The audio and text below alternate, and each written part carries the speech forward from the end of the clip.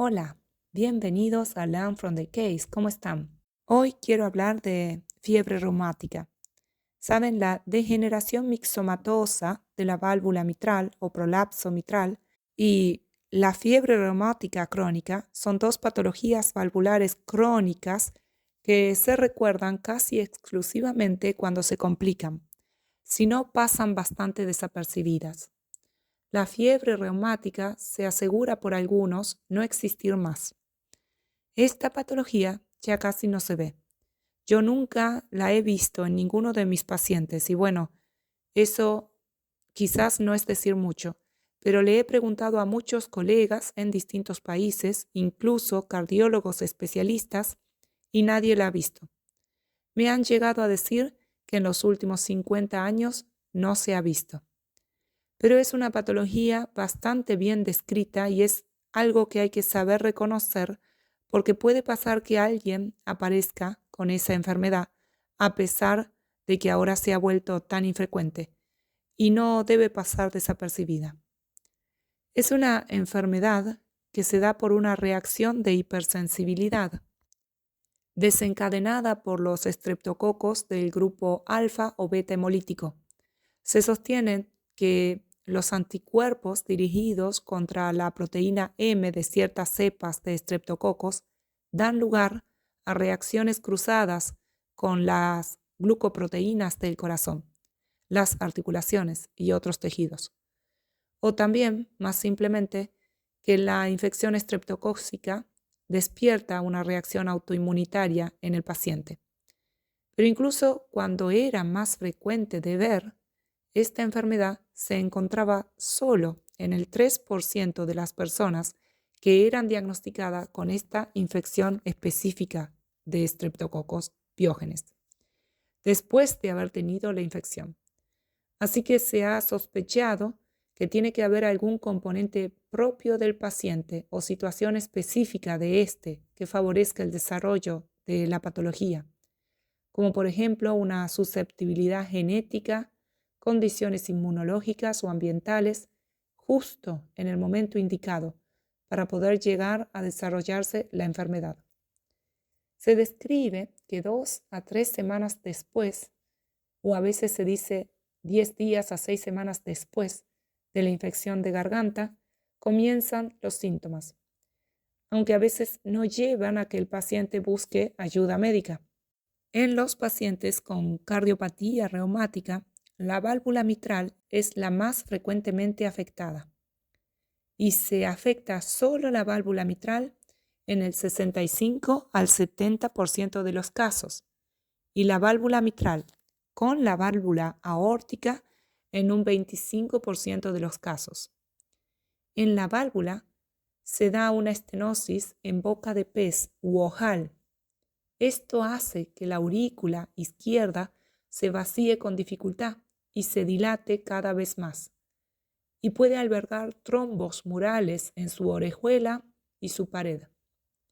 Como muchos de ustedes ya saben, la fiebre reumática se caracteriza por un conjunto de manifestaciones que son poliarteritis migratoria de las grandes articulaciones, carditis, nódulos subcutáneos, eritema cutáneo y corea de Sydenham. Entonces, estas manifestaciones se usan para diagnosticar esta enfermedad. Esos son los llamados criterios mayores de Jones. Clínicamente se destacan la artritis y la carditis, siendo la primera más frecuente en adultos y la segunda en niños. De los soplos típicos de las endocarditis de todo tipo, en la fiebre reumática se describen como tonos apagados. Además, es común que haya taquicardias y otras arritmias. En la fase aguda de la fiebre reumática se ven lesiones inflamatorias muy diseminadas. En el corazón se ven los cuerpos de Aschoff, focos de degeneración fibrinoide rodeados de linfocitos, principalmente linfocitos T, además de macrófagos hinchados, a los que cariñosamente se les llama células de Aniscoe, patognomónicos de la fiebre reumática. Los cuerpos de Aschoff se pueden presentar en cualquier parte del corazón, pericardio, miocardio y endocardio. Por eso se dice que puede causar pancarditis. Las vegetaciones son pequeñas, de 1 a 2 milímetros, dispuestas a lo largo de los bordes de cierre. Las lesiones subendocárdicas exacerbadas quizás por los chorros de regurgitación pueden provocar engrosamientos irregulares llamados placas de McCallum, ubicados habitualmente en la aurícula izquierda. Los cultivos faríngeos son negativos cuando la fiebre reumática aparece, pero en el suero se pueden encontrar anticuerpos contra una o más enzimas estreptocócicas, como la streptolicina O y la DNasa B. Después del primer episodio de fiebre reumática, es más fácil que se reactive el proceso, causando nuevos episodios después de infecciones faríngeas. La cardiopatía reumática crónica suele ser asintomática durante años o decenios. La consecuencia más importante de la fiebre reumática es la cardiopatía reumática crónica, que se caracteriza por lesiones fibrosas y deformantes de las válvulas, especialmente estenosis de la válvula mitral, lo cual puede producir a veces, decenios más tarde, trastornos funcionales permanentes e insuficiencia cardíaca intensa, a veces mortal. Bueno, todo este video surgió de que me quedé pensando en esto de la infrecuencia de la fiebre reumática y de que ni yo ni uno de los colegas a los que le pregunté hemos visto un caso de estos. Y entonces empecé a buscar casos clínicos en Internet y encontré muchos. Lamentablemente no indican el tiempo de antigüedad. Bien pueden ser de muchos decenios atrás, pero igual me pareció interesante. Quiero remarcar que este artículo describe un caso y tiene una fecha de publicación, pero no es la fecha de presentación del caso. No encuentro casos actuales de fiebre reumática. Esto incluso cuando busco otras formas de presentación, usando los criterios mayores de Jones. La Corea Menor, o de Sydenham, parece sin embargo seguir presente en casos que aparecen muy esporádicamente. Se considera una manifestación tardía de la fiebre reumática, con un intervalo de 1 a 6 meses. Afecta más a niñas cerca de la adolescencia y en ocasiones puede ser la única manifestación de la enfermedad. Clínicamente, cursa con movimientos incoordinados, muecas, irritabilidad, llanto fácil y alteraciones del carácter. Las acciones de la vida diaria que precisan coordinación son torpes. La lesión se localiza en el centro inhibitorio del sistema extrapiramidal. Su frecuencia es de menos del 2%. Al parecer, el 25% de los casos de Corea eran afectados por carditis. Esta Corea de Sydenham es una enfermedad muy rara en el Reino Unido e Irlanda, pero no ha desaparecido, según este artículo. Vean la descripción de este vídeo para llegar a todos los links. Ellos dicen aquí, nuestros hallazgos enfatizan el impacto que la afección puede tener en el funcionamiento de los niños y confirman que los pediatras y psiquiatras infantiles deben permanecer atentos a sus características, que comúnmente incluyen síntomas emocionales y conductuales. Es necesario, además, llegar a un consenso en torno a la identificación, el diagnóstico y el tratamiento en todos los entornos de salud infantil.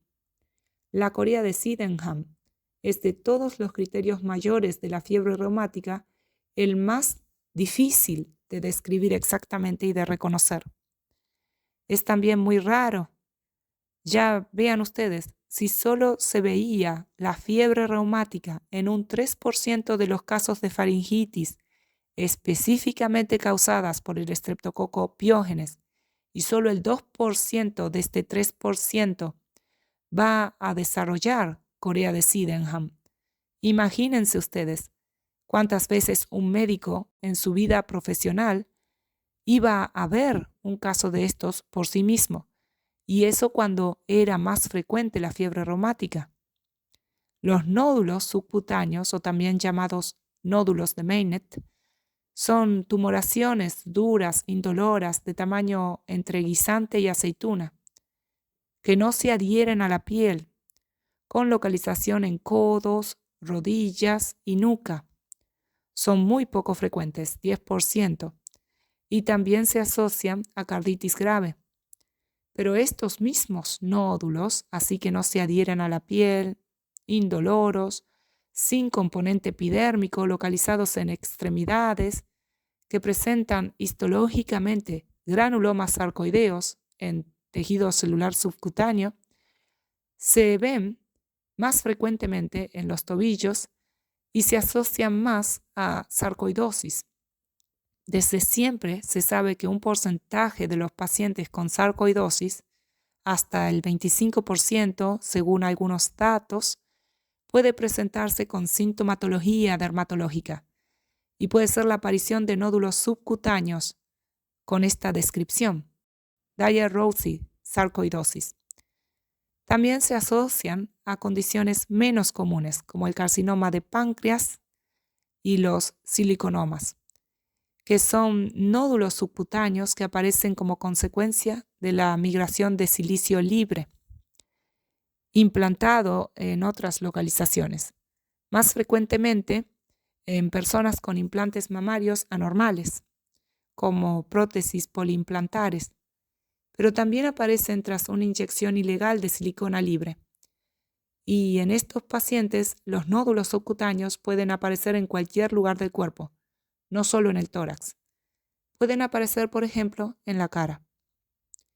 El eritema cutáneo o eritema marginado es una erupción macular evanescente, manchas redondeadas de color rojizo que pueden juntarse y formar lesiones de mayor tamaño. No producen picazón ni dolor, aparecen principalmente en el tronco y tienen un patrón migratorio, que quiere decir que van cambiando de lugar de aparición. Se describían como raro cuando aparecía, cuando la fiebre reumática era más frecuente, y se veía en la fiebre reumática aguda. De todas las presentaciones clínicas, esta es la menos patognomónica. Un montón de condiciones cutáneas y no cutáneas pueden manifestarse así. Sin ir más lejos, la escarlatina a veces puede imitar eso. Y como este es un criterio mayor de la fiebre reumática que se ve cuando la fiebre reumática comienza a manifestarse, se puede solapar con la escarlatina, que también se ve con infecciones de garganta. Como digo, nunca vi un paciente con fiebre reumática, pero de todos los criterios, este es el menos específico. Lo que sí que, como se presentaba temprano, era importante de sospecharlo. Y lo sigue siendo, claro está, por si eventualmente aparecen más personas con fiebre reumática. Y en lo que corresponde a poliarteritis migratoria de las grandes articulaciones, bueno, ahí hay muchos diagnósticos diferenciales, mucho más frecuentes que la fiebre reumática. Casi ni se llega a pensar en la fiebre reumática. Por supuesto, se piensa en artralgias virales, cuando los síntomas articulares son nuevos, efectos adversos de medicamentos como estatinas, algunos antibióticos, sobreuso mecánico de las articulaciones, gota, condrocalcinosis, enfermedades reumáticas con manifestaciones periódicas o inicio de condiciones reumáticas, sarcoidosis, aquí también. Miren, por ejemplo, este artículo. Así que, bueno, no es para nada fácil encontrar un caso de fiebre reumática, pero no olvidemos las peculiaridades de esta enfermedad para no perder a ningún paciente con ella si aparece. Por eso es recomendable recordar todos los criterios y características de vez en cuando para estar alertas. Y con esto último me despido hoy. Son como siempre bienvenidos a dejarme sus comentarios o preguntas. Gracias por la atención y estén muy bien.